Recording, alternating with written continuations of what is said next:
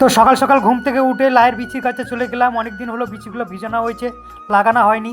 সঙ্গে নিয়ে নিলাম প্লাস্টিক গ্লাস, নিয়ে মাঠে চলে গেলাম, যেখানে এর আগেও লায়ের চারা তৈরি করার জন্য প্যাকেট তৈরি করেছিলাম।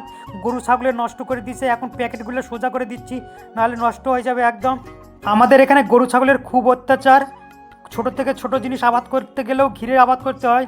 লাউ ছাগল গরু খায় না, তাই জন্য আমি ঘিরে নিই। আর দেখো গরুগুলায় কী অবস্থা করে দিয়েছে।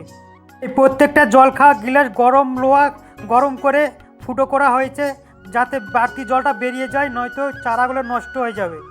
আমি এখানে এক একটা কাপে 2 থেকে 3টে করে বীজ দিচ্ছি। বীজগুলো ফাটা না, এমনি বীজগুলো শুধু ভিজে ছিল, চাক দেওয়া হয়নি, ওরকম বীজই লাগাচ্ছি। গাইজ এখানে গিলাস আর বিচি সমান সমান, গিলাসও শেষ বিচিও শেষ। এখানে প্রায় 200 পিস গিলাস রয়েছে। এক একটা প্যাকেটে 2 থেকে 3টা করে বীজ দেওয়া হয়েছে। 2 দুগুণ 400 চারা তো আশা করি গজে যাবে।